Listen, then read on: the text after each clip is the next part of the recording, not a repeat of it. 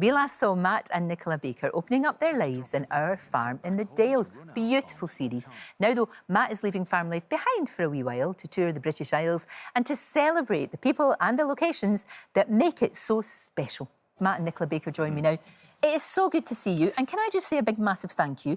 Because you know what? When you watch the news, you read the papers, you do all of that, you're online, everything is like, you feel as if you're just getting bludgeoned because everything is terrible and it's all awful. Yeah. And then your series shows that actually, you would agree, we're a lovely country. Yeah. We've got lovely things. Absolutely. So thank you. No, it's You've cheered me up watching it. Well, you feel like I do, because that's my whole motivation for making a series like this. And by the end of it, hopefully, everybody who watches it will sit back and think, yes, that's why I live in the British Isles. That's what I love about the British Isles. And these are our foundations. All the lovely, good stuff is what I set out to celebrate, really. I know, and we don't hear about this. We only hear about bad things. We never hear about the people that are doing amazing things. I loved all the stuff that you did near Balmoral, obviously where the late Queen loved it so much. That was really, that was gorgeous. The church there, And I think, I mean, it's really interesting. It is basically the eclectic mix of Britain. And, for me,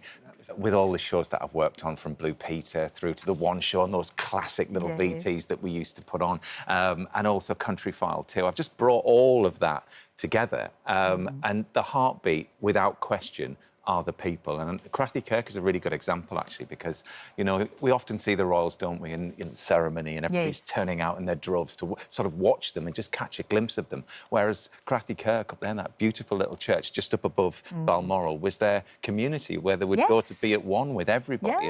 And they can actually be church and be normal. Relatively normal. Relatively normal. Now, look, as if that wasn't enough going on in the family, we have Meeting Meg, Nicola's new book. This is the third one, isn't it? Yes, it's in the Whistledown Farm Adventure. Do you know what this reminded me of? When I was a kid and I used to read all those Enid Blyton books about going to all the schools, you would think, oh my goodness, that would be amazing, and having midnight feasts and whatnot. It's got that sort of vibe about it. Very modern, obviously, it's brought up to life. But it makes life on a farm, it really makes it real for kids. It's not idealised. No, that's really what I really wanted, was to try and bring my experiences and things to the book, so that kids reading it would feel like they're experiencing farm life. And that's the lovely thing about writing. You can put whatever you like into it, and hopefully it feels real, and kids will get a flavour of what gorgeous. Is. And the illustrations by Rachel Dean. Yeah, Rachel Dean, they're beautiful. Yeah. Because I always think that really makes a book as well, when you've got some illustrations in there. And this is what, would you say, I think my Billy's too small. This is for 7-year-olds.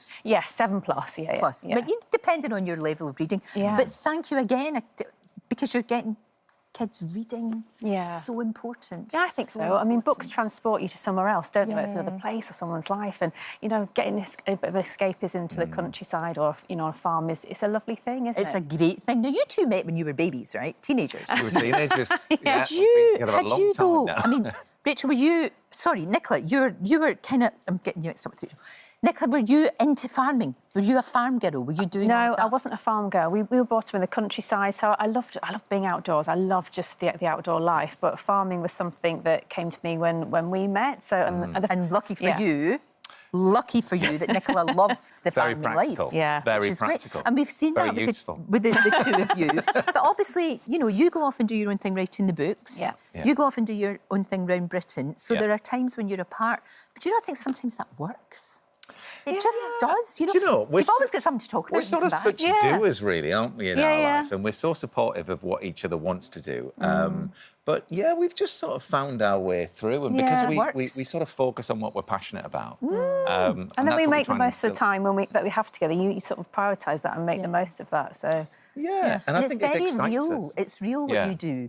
I mean, I know that that there's the Clarkson Farm series, which has given us an insight into farming. That's slightly different. I mean, a lot of that is done for effect and comedy. It's very good, but it is done for that. But what I think is great is that we're learning. People who don't have experience of farming are actually getting to appreciate what farmers do for us. Again, I mean, it goes back to my days on Blue Peter, when we used to take the Blue Peter cameras back to our farm, and my dog Meg, who was on Blue Peter with me, and rearing all the puppies and all. Yeah. I've sort of done farming sort of filming for 26 years now. Do you know what I mean? And just because it's something that's really important to me. Well, you to can sort of tell get that across though, people. Matt. You can tell that. You can say, I mean, it's real, you know, it's authentic. You're not just going in and going out. This is your life. This is what you do. I think, you know, as well, I always have the approach that, you know, if I love something, then I'm sure other people will too. So you just want to share it in that respect. And it's the same with what you do with your books. And you love going off to the schools and, you know, I love and educating all those assemblies and that. And Nicola puts all the photos up of the farm and videos of stuff that's going on. And the engagement that you have with the heartbeat of Britain, as I really believe it is our country. I like when you say, that's Do you know what I mean?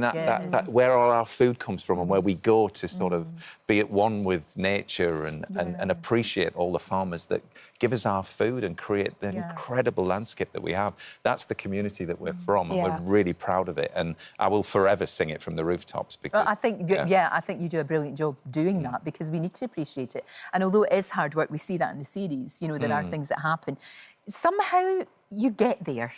Somehow, and there's that what I really, really love about that, and again with the series you're doing now, the sense of community. Yes, it's still there. You know, we keep hearing that we've lost it, and maybe in great big cities we have a bit, but it's still there. It's the excitement of the modern world, isn't it? That, I mean, even just the last item there that you were talking about with your AI and stuff like that. Whereas this series is about, for me, the heartbeat of what is the foundations of Britain and the people, and what we dedicate our time to, and our loves and our passions. And I think it's very relatable for everybody who watches it. You will see yourself in the people that I'm meeting. And we're so thankful to those people for keeping all of those cornerstones going, that those are the things that are important not to lose. Yes, we can invite new things into our world and technology and robotics and all of that, but let's not forget like what is really, really important. And I think everybody that has seen the series that, you know, that's on at the moment, they've all said, gosh, we love it. It's so beautiful. We just get lost in it. And also, it's hopeful as well, which is what we need as well. You know, really, it's great. I just feel as if it's all going to be all right when you watch Matt Baker's British Isles. Yes. It's going to be fine. And it continues, of course, tomorrow night on More 4 and Nicola's book, Meeting Meg, and it's gorgeous. It's absolutely delightful. I can't wait till Billy to be old enough so I can read it to her. Then she can read it herself. Thank you both so much. Thank you. Thanks for inviting us on too. Hi there. Thanks so much for watching our YouTube channel. We upload new videos every single day. So click here if you're interested in this video, or head to the homepage for more amazing content.